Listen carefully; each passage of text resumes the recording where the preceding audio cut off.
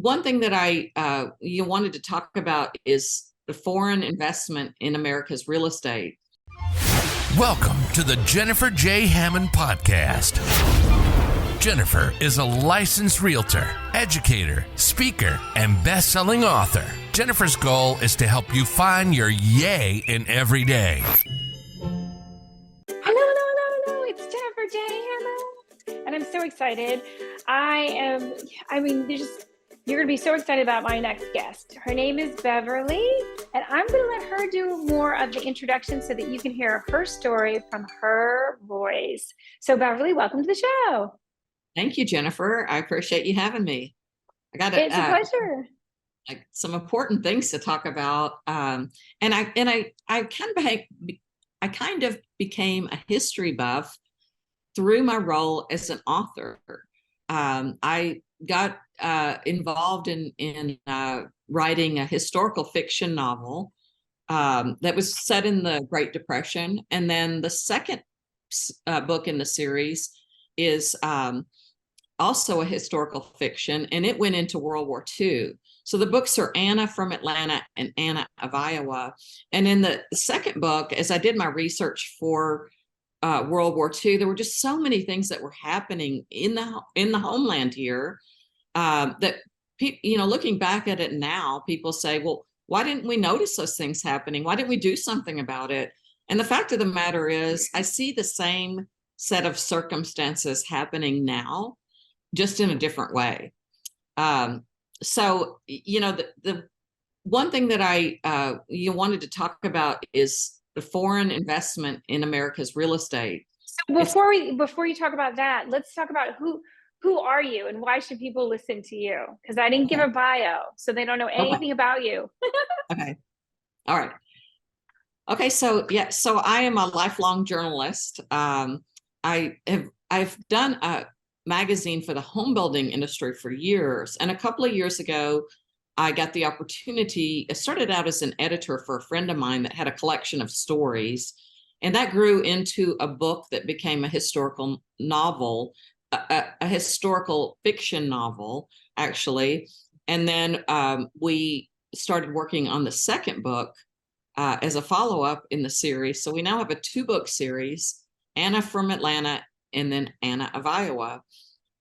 Very cool story. And the time period that the real story happened was during Great Depression in the first book. And then the second book went into World War II. And there were lots of interesting things happening in and around the setting of these books, which was in Marshalltown, Iowa, the center of America, basically. But there were a lot of factories. There's a lot of spying and stuff going on, and some pretty amazing things that I didn't read about in the history class. Maybe I skipped class too much. But anyway, I've become very fascinated with history through this process.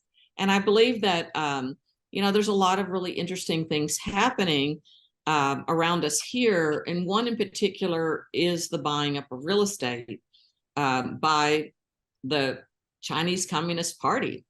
Right.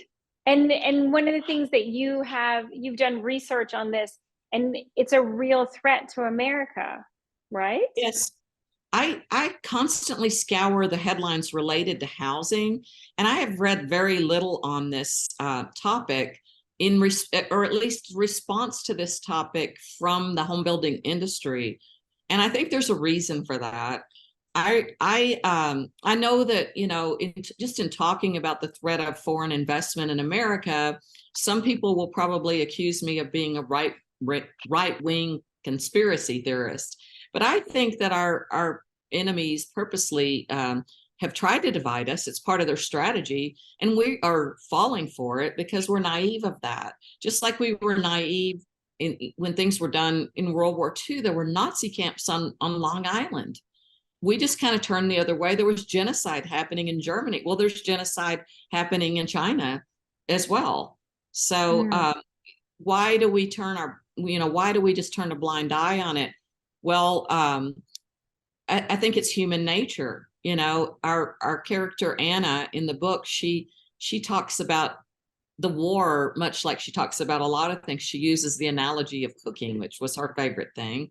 And she says, there's that old story about you put a frog in a in a pot of cool water and slowly heat it up. And the frog, before it realizes it's getting cooked, it's too late. It can't hop out of the pan. So, we just hope it's not too late. And I know the National Association of Realtors, they have an article, Are Investors Turning Us into a Nation of Renters? And I know this has been a discussion that's happened a couple times, and not just from the National Association of Realtors, but also from many other people locally, both in Washington, D.C. and down in Florida, have asked this question. So, what's interesting is, housing is one of the leading industries in our American economy. And when you think about, if you were an enemy of the United States and you wanted to take control, one of the ways to take control is by real estate. And a big part of that is housing. And so we see, everybody's read, I read it at one time, there's some 4,000 homes under construction in my area alone here in the Dallas-Fort Worth Metroplex where I'm based. Very conservative market, but we still ignore it here, there's a lot of the ownership is now Chinese owned. Not only do we allow it, but we give them awards and talk about what a wonderful thing that they're doing for us. And now all the American owned national home builders are jumping on board with that too, because they see, oh, this is our next way to profit. Look what they're doing. And so we're actually helping them. But by making us a nation of renters, they take away our ability to accumulate wealth, which is what the National Association of Realtors the National Association of Realtors has spoken about and expressed concern over. If they control our wealth, they control us. And if we're all renters, they can just jack that rent up and do whatever, that's a way of manipulating people when they don't have ownership. Well, and then also, if you'll talk a little bit about the CCA, the China Construction America, founded in 1985, which sounds ridiculously like a long time ago. But again, just to emphasize that this isn't something new, particularly, right? They have bought up a lot of infrastructure and key things like land near military bases. The other big issue is the buying up of farmland, because there's been concern by the farmers associations about our food security. Imagine the ability to control our wealth, to control our food, to control our airports and our ports. You can see where this manipulation is becoming crazy, when you think about it. And Governor DeSantis in Florida just passed legislation that limits the foreign investment there. Of course, he's receiving a lot of criticism about it. People are, the first thing people would say, well, that's prejudiced and racial against Chinese Americans. Well, I just want to say, this is not about Chinese Americans. This is about the CCP. The Chinese Americans and the poor people that are under rule of the CCP have nothing to do with the evil intent of the communist government. So I'm not speaking of Chinese Americans here. So, well, and I will say that I just saw a statistic, and I don't have it in front of me, but I just saw a statistic recently. There was something. I'm also licensed in the state of Florida. I'm licensed in the state of Virginia, Washington, D.C., and Maryland, or say Maryland, D.C., and Virginia, and Florida. And Florida recently, I was doing some continuing education, and it was interesting. One of my classes was on investors, and the statistic was that Florida has the largest, I don't know if that's still true to this day, but whenever this continuing education was recorded, that it has the largest amount of foreign investors owning land or real estate, whether it's commercial, residential, whatever, owning any kind of real estate in a state. Florida has the number one. So I would say that it's probably pretty wise that the governor thought, we need to start limiting this. This is getting a little yes, who owns our state? There's been several others as well. Senator Tom Cotton in Arkansas and Katie Britt in Alabama have introduced legislation. They call it the Not One More Inch or Acre Act, And that has to do primarily with that farmland that I mentioned and that concern over the food security.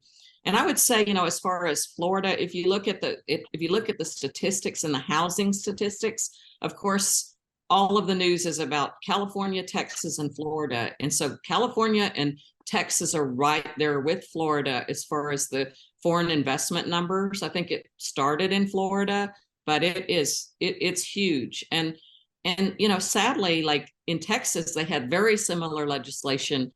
We just finished our legislative session in Texas, and we had a few bills on the table that related to this limiting of foreign investment in Texas. And actually, our professional housing industry association is touting it as a victory that we ousted that legislation because they're living their life according to what they've heard, to what they've taught. They want to be all inclusive, which is admirable. We all want to be, no one wants to be accused of being prejudiced or racial or anything like that. But we also have to realize, as I said before, that the CCP and our other enemies that are in cahoots with them, they love to use those sensitivities to keep us quiet and make us go to our natural tendency to just want to ignore these type of things. Well, and you mentioned that it seems like it's more sinister in the fact to think that a foreign government is buying us up in the United States. It just seems like something that is unbelievable. It just seems so, I think, just so foreign if you're not really, and I know in Washington, D.C., we have lots of foreign buyers that have come in, and obviously D.C. is the capital of the United States. And so I think in a lot of ways we kind of expect it in that area. But, especially like I just said about Florida, when I realized that Florida has the largest, well, at least from what that continuing education class said, the largest amount of foreign buyers that are coming into one particular state. And I was surprised at that. And not that I don't think that people love Florida, but I just thought, wow, that's a lot of foreign buyers. And there are so many Americans who are still trying to become owners as well. So that always makes me kind of perk up a little bit to find out, well, let's look at that a little bit more and find out what is the real data there. So I think it's a conversation that we need to be having. Sure. And it's not just the United States. If you've visited Canada recently, my husband is still a Canadian citizen, and we travel up there pretty regularly. It is too late for China. It is too late for Canada. China owns Canada. But even their government, which if you think we're liberal here, go to Canada. They put a moratorium on foreign investment, but I would say it's too late for Canada.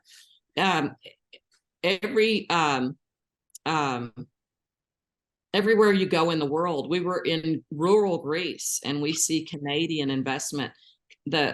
I'm sorry, I need to say that again. We were in rural Greece, and we saw investment by the Chinese there. They tried to buy the airport on the island of Santorini. Wow.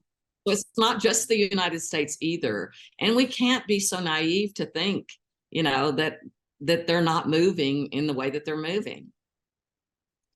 And I think that's important to take a look and understand what that means, because so often people just kind of stay to just their little neighborhood, and they don't, again, look at all the things that are happening. And that's really, really important to understand what else is happening. And I'm curious, I know that you mentioned this earlier and we didn't really get into it, but you have a magazine that you've done for years, home building industry magazine in Texas. I'm curious if you've talked to some of the other home builders out there, if they've had to compete against the Chinese or had any other kind of impact with them. Well, I think, housing, we've seen housing in the years that I've done this publication. We've seen housing become more like, more of a commodity. More of the houses are being built by the major national builders. And so that opens the door for if a foreign investor buys a major national builder, which they have done so, they that just opens the door for this kind of thing and this kind of control. So the national builders control much more of the housing stock in America than it used to be, really skewed, especially in markets, where there's a lot of a lot of wealth. There were more custom builders than national builders. And there still are a lot of custom builders, but the number of houses that they build in comparison to the national builders is pales in comparison. So I think, I think that's what I've heard more about from the smaller builders, is they have a hard time competing with the national builders. And the more that, that things become nationalized that way, it's going to be hard. But as I said, there's not a lot of stance being taken against, this buying up of housing stock by the CCP. Right. Well, definitely want other people to know more about this. Do you have a website, social media? What can you share? Yes. So if you go to buildingsavvy.com, you'll find my home building industry page, and it's part of a larger umbrella. My main site is called the Savvy List. And on the Savvy List, we speak about, living life according to your own way. And one of my platforms here is, don't be on track and listen to the way other people tell you to think, because there's lots of people out there, whether we're talking about politics or religion or this topic of the CCP, which is both, I guess, politics and religion.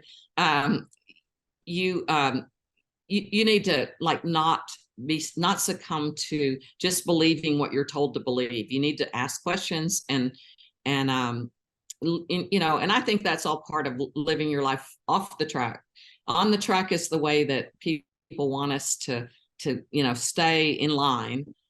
Being off the track is having a passion for life and asking questions in this case, but also just lots of being passionate about your career and being passionate about your life and your relationships and all of that. I just think we need to preserve our way of life, but we can't be naive in thinking that there's not people out there that want to change it.